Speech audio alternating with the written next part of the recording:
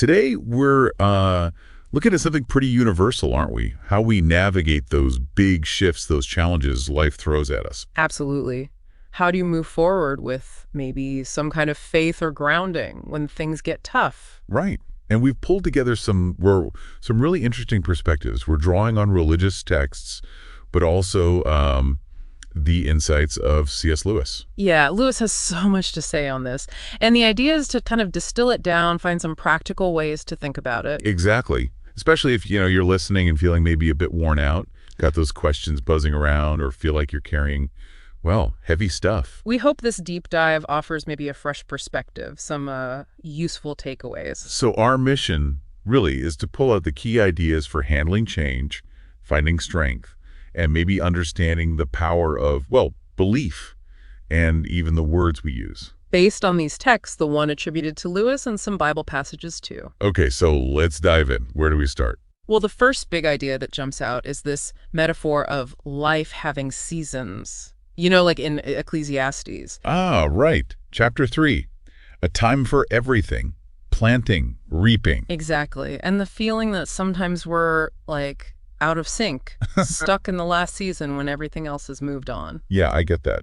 And the text really pushes this idea of, get up, I am taking you forward. It's quite direct. It is. And there's this undercurrent of trust, isn't there? That even if you can't see the path, things are being sort of prepared behind the scenes. Which is hard, because we immediately jump to the how and the when and all the what ifs. We do. We worry. And Lewis, he has this analogy that's really powerful here. He says, real transformation isn't just like improving a horse. Okay. It's like the horse growing wings. It's not just adjustment. It's becoming something, fundamentally new, a whole different way to move. Wow. Okay. That requires a total shift then, not just tinkering around the edges. Precisely, which leads into the next point, really. This idea of mindset. Ah, yes. The text says a new season needs a new mindset. It contrasts it with thinking like a slave in Egypt. Right. That fear, that doubt, that feeling of being trapped even when freedom is possible. It makes you think, what kind of slave thinking are we stuck in? Good question. What are those invisible chains we put on ourselves? And the text goes on about the baggage, Yeah. the stuff we carry, old habits, hurts, even relationships sometimes that just weigh us down. Yeah, that ties into that deeper idea of, losing yourself to find yourself. Yeah. Letting go of one version to become something more authentic. Exactly. It's about looking honestly at what's actually stopping you from moving into that next phase. It's that resistance, isn't it? Letting go of control. We hate that. We do. And the fear of failure often creeps in. But the text is clear that fear isn't the voice of faith. So it's about trusting the bigger picture, even when it's fuzzy. And trusting that hardship isn't just random destruction, it's reframed. How so? As opportunities for growth, like a father teaching a child to walk. There are stumbles, sure, but the goal is strength, independence. Okay, I like that. And Lewis has that quote, doesn't he? About God whispering in pleasures, speaking in conscience. But using pain as a megaphone to rouse a deaf world, it's a really striking image. Makes you ask, is this pain trying to tell me something? Right. Is there a message in the difficulty? Which brings it back to the listener, really. To you, the question becomes, will you trust this new season, even if it looks messy right now? Because the past doesn't have to define the future. Unless you let it. The text mentions Isaiah turning ashes into beauty. That's potential emerging from the worst stuff. It is powerful, and it directly counters those negative thoughts, those enemy whispers that say nothing will change. Because ultimately, the final word belongs to renewal. Revelation says, behold, I make all things new. That's pretty definitive. But, and this is a big but, you can't really grab onto the new if your hands are still clinging desperately to the old. Like that traveler analogy, weighed down by too much stuff. Exactly. You might be pointed in the right direction, but if you're hauling all that old weight past mistakes, regrets, you're just not going to move effectively. And Lewis talks about that too, right? Holding on to a fixed idea of ourselves can actually block our purpose. Yeah, being willing to shed old skins, basically. Because you can't receive new blessings if your hands are full of, dead weight. Dead weight. Like past failures, wasted time. All that stuff we cling to. But the perspective here is that a higher power isn't limited by our past. It sees potential. So the real question is, are we ready? Are we holding back, waiting for some perfect sign? When maybe the conditions are already set. And faith, as Lewis says, isn't just a feeling, it's a firmness of heart, a decision. A choice to act. Yes. Taking that first step, even if the next bit of ground isn't totally clear, trusting it will appear, aligning with the season you're in. Okay. Now, this next part can be a bit tough. The idea that not everyone comes with you into the next season. Right.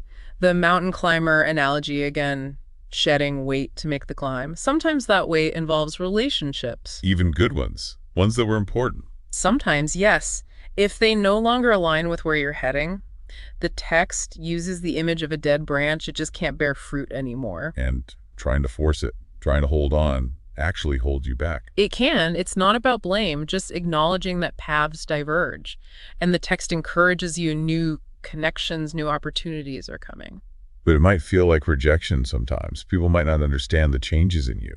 That's true. They might have been comfortable with the old you. But the advice is to see it as redirection, not rejection, making space. Again, Lewis's point, transformation, not just tweaking things. Okay, so if we accept hardship and changing relationships, what about the purpose behind the struggle? Does the text speak to that? It really does. It suggests that current struggles, even tears, aren't wasted. They're being woven into future purpose. There's a promise of future peace, joy, answers. And that idea of open doors that no one can shut, from Revelation. Exactly. That when a blessing is truly meant for you, nothing can ultimately stop it. So get ready for something potentially better than what you left behind. What about those times when it feels like, you're praying or hoping and there's just silence? The text addresses that too. It says silence isn't forgetfulness, it's part of the plan. Delays aren't denials. Timing is everything. Timing is crucial, maybe for us to be ready to actually receive the blessing properly. Lewis felt our greatest good is in surrender to that timing, to the Creator. So the waiting itself does something, strengthens us. It can strengthen faith, yes, and allows things we can't see to align properly. Which can lead to unexpected doors opening. Yes. That Revelation 3.8 idea again. Sometimes answers come through favor, not just sheer hard work. That's encouraging, especially if you're feeling like giving up. Absolutely. And there's a strong message. Don't give up. Breakthrough might be closer than you think. Remember Lewis's idea of faith as a firm decision, even when feelings fade. Keep asking, keep seeking, keep knocking. Matthew 7.7. Exactly. But then there's the warning. Don't get to the doorway of the promise and then hesitate. Don't let fear or doubt stop you right at the threshold. Step in boldly. Confidently into that new season. Because these struggles, they aren't the end of the story. Not at all. Suffering isn't the final chapter. Today's pain can literally become tomorrow's testimony. There's work happening behind the scenes. Lewis again. Suffering molds us, it has purpose. Right. These tough seasons position us, strengthen us. Maybe they expand our hearts so we can actually hold bigger blessings when they arrive. So it's not about just removing the struggle. It's about redeeming it, using what was meant for harm, for growth, like storms pushing you higher or disappointments leading to restoration. Tears watering the ground for the next harvest. Beautifully put. The text speaks of an expertise in restoration, of blessings that outweigh the past pain. The struggle is temporary. What's being built is lasting. It's a really hopeful outlook on resilience. It is. And that leads into something else really fascinating. The power of our words. The idea that words aren't just sounds. They have, like, a life force. Proverbs talks about death and life being in the power of the tongue. And Lewis connects language to our reality, doesn't he? He does. Speak defeat, you tend to get defeat. Speak hope, you strengthen hope. What you declare now shapes your future. And this applies to how we talk about ourselves. Critically, we focus on blessing others, but the text asks, are you blessing yourself? How can you speak life to others if your own inner talk is negative?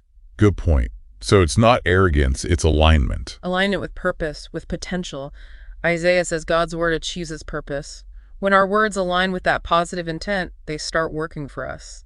Lewis said faith is a choice, right? So choosing our words is similar They help shape who we become. Exactly. The text encourages actually declaring things, even if they don't feel true yet. Like the examples, I am the head, not the tail, more than a conqueror. Blessed and highly favored, I can do all things. Speaking them consistently, even when things are tough, like Psalm 23, though I walk through the valley. So words of faith aren't just wishful thinking.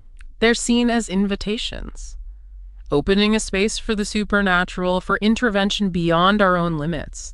We have the authority to speak blessing over ourselves. Okay. So as we kind of wrap this up, the big message seems to be, well, hope, don't give up. Definitely, don't give up. Remember, there's a presence, a guidance, closer than you think. Lewis wrote about God holding us tighter in rough times. You're not alone carrying the load. And victory, that breakthrough, is probably closer than it appears. Hold on when you're waiting, fight when you're struggling, trust the timing when you're confused. Because the promise is a new season. Maybe better than you can even imagine right now.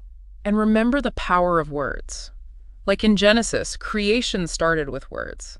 Our words have weight in our own lives. Lewis even suggested difficulties might be a higher, safer path sometimes. Which is a challenging thought, but suggests deep purpose. Trust that what you're going through is preparing you. So keep those core ideas in mind. Trust, let go of the baggage, see purpose in hardship, embrace the new, manage relationship shifts. And believe in the power of your own belief, your own words. Which leaves us with a final thought for you, the listener. Something to chew on. What dead weight might you need to let go of right now to step into your next season? And linked to that, what positive declarations could you start speaking over yourself, over your future, starting today? Just think about that.